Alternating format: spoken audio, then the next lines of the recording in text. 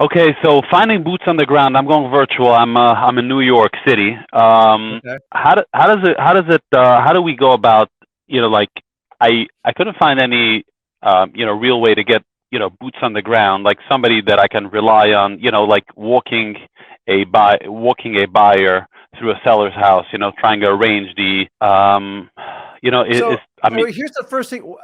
Obviously, you're not doing the market in New York City. right. Are you in a market you're familiar with? Did you ever live there? Do you have friends there, family? What's going So on there? so just today I found this market that I have a friend of mine, his son moved to that part of the Okay. into that state. So that could be pretty cool.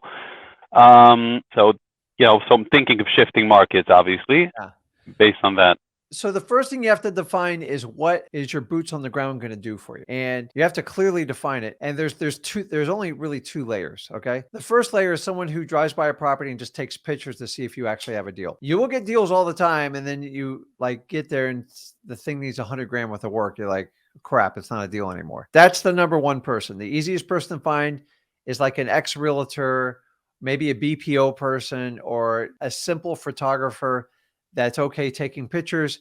And basically, you give them an address, they take pictures. If you need to get access on the inside of the house, their only job is just to take pictures and be polite. That's it. That usually pays 50, maybe $70, depending on what market you're in. And they provide you, they're just there to verify the deal. Hopefully, you can use those pictures to help out with some marketing stuff. But remember, you have to sell the contract and not the property. The next Hmm. layer is the person that's actually going to help you get a contract signed or help you walk through cash buyers. Much more complicated person. Now, you do not want to use another wholesaler from that because they'll typically try to steal your deal or Hmm. they're going to be your major competition. Sometimes realtors will actually help you out with that because they're licensed. It actually works out well for you, but you need to find a realtor that's not good at being a realtor, but they like to talk to people. And if you can find that person, that's great. That person usually gets a nice spiff when your deal closes. And what's the number going to be? Anywhere from $200 up to $1,000. Now, why you can do a realtor? Because you can actually pay them a commission legally off that deal. If you're going to use any other person, it just has to be considered a marketing fee. Two extremely different types of people. And I'm just going to tell you, you're going to have to use the tried and true ways like Facebook, use some of the groups. Craigslist is a scary place today, but unfortunately it is the necessary evil to find these types of people. Word of mouth is always one of the best ways, but the second one has to be someone that either you know or someone that has to just demonstrate talent at times. Or a lot of times the latter of the people I just explained used to be the photographer and they're like, no, I can talk to people for you. You're going to go through a lot of people when you do it though. I'm just kind of letting you know. Hmm. There's just no way around it. So, and then when you find a good one, just take care of them and just keep working through it. But usually you have two distinct people.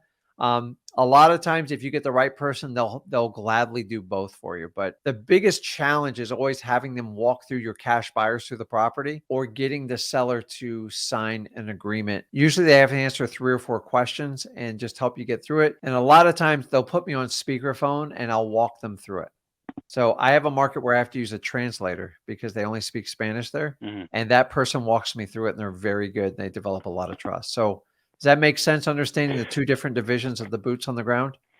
Yeah. So first somebody just getting pictures, and then another person just to do the actual showing, which 200 to $1,000, depending Yeah. on the Yeah, whatever it something. just depends. Like it depends on what market you're in. Some of the small markets, Hmm. they just want to get paid, but you got to take care of me because they're going to run. If you don't, they'll run you under the bus because if you find someone like that, they're extremely valuable. Mm. But you deal with, people like they want to go out and open up their own business and do exactly what you do. It is what it is. I don't get hurt by it when they do it, but try to find the person that will drive by and kind of take pictures and then help you maybe have a basic conversation with the seller. And then so you can get them gift cards. You can Venmo them money. I mean, society's easier than ever to pay people to do that. Remember, that saves you a plane ticket, saves you a lot of aggravation. And the biggest thing is you need to know if the property description matches up to what the seller told you. And until you get past that, you don't know if you have a deal virtually. Me and Zach have to deal with this challenge all the time. The sooner you can verify the property, the better you can run your business. So start with that person first and then see if And they demonstrate the level of trust, and then you can move them up the ladder if you want to do that. It'd be great if you get one person do everything, Yeah. That second person is much harder to find. And so if you get a contract like tomorrow, you need to know if you have a deal, you need someone to go out and put eyes on it. That's the best way to do it. So basically, every time I send them out, I just pay them a set amount or whatever, like an hourly thing. But that's the cost of doing business. That's the cost of doing business. I can't tell you how many times I put it under contract and then the guy gets there and he's like, there's like no house here. I'm like, what are you kidding me? It's like, ouch. You have to do that part of the business. You have to have somebody put eyes on it. And I know a lot of you guys think you can look at like satellite photo and stuff like that. Absolutely not. I'm sorry. So get creative. You find college students. Everybody's got a app on their phone to take a picture. It's really not that complicated. $50, maybe 70 is the most I've ever paid to get basic pictures. And if you have a nice seller, have them knock on the door and take interior pictures. If not, you got to get somebody in there to help you out to look at the inside. Or keep in mind, if you got a really cooperative seller, you can have them take the pictures for you. But they're not always the best picture takers. And you don't always, and they tend not to take pictures of the most problematic areas of the house. So of course not.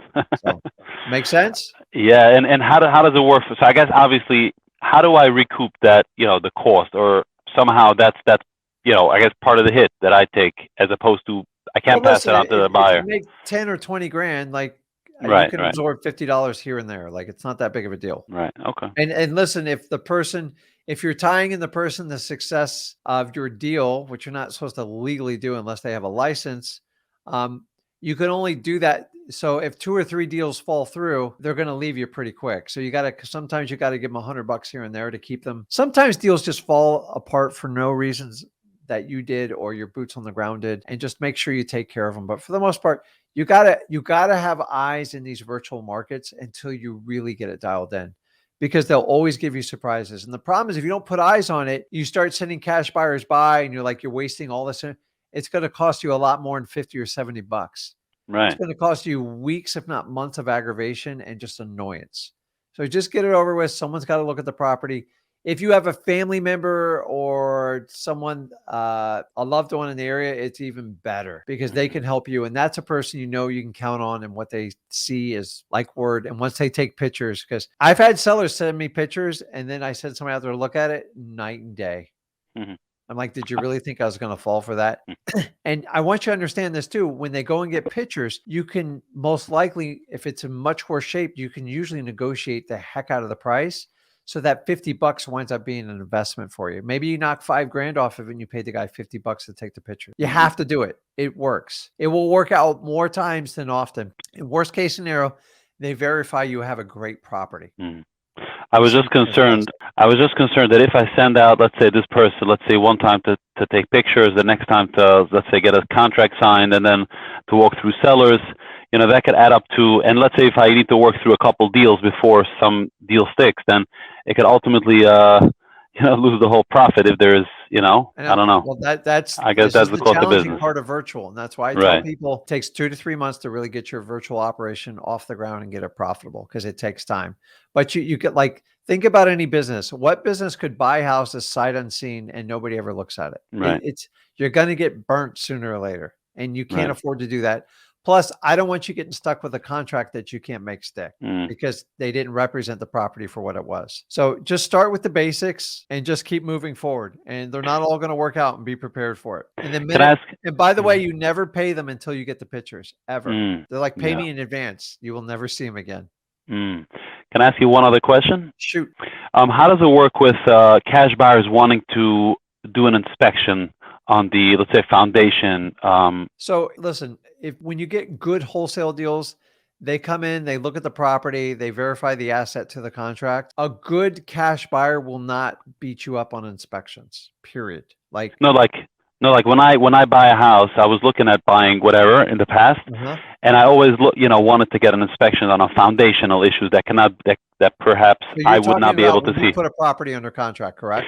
Right. I'm looking on the, in their perspective, basically, would they buy a house without getting an inspection on the foundation? Well, it's not even the foundation. It's just usually the whole property. So the whole property altogether. My recommendation is get the strongest inspection thing you can when you buy a property, because you never know. Like buyers lie, sellers lie, everybody lies. So we're not all experts on it, but I'm just going to tell you, if you get a good wholesale deal, you don't have to go get a professional inspection company. If you're buying at a deep discount, Do you really care if there's a crack in the drywall? You just want to make sure the foundation is solid and the roof and the walls are solid and the electrical system and the HVAC, however it is. How you want to do that, sometimes people bring in GCs, but for the most part, remember, you're selling your contract. So if you left a big enough discount, the cash buyer can deal with the little glitches that come with the property. Now, things I watch for when I see big stains in the roof, when doors won't open and I see huge cracks in place on me, that's huge red flag stuff. And when I see that, I'll go into a 60 or 90-day inspection period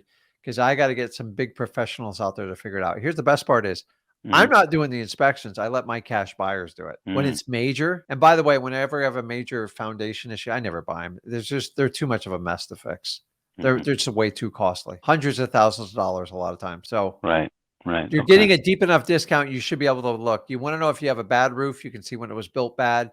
And then if you can't open doors, you got problems. I don't care where you are in the United States. If a door doesn't open freely, take a second look and start looking for cracks all around the door. That means the house is settling, sinking, leaning. I just saw a deal in San Francisco. A building is leaning 26 inches to the left, and they spent like $19 million trying to put rods to compensate it for it.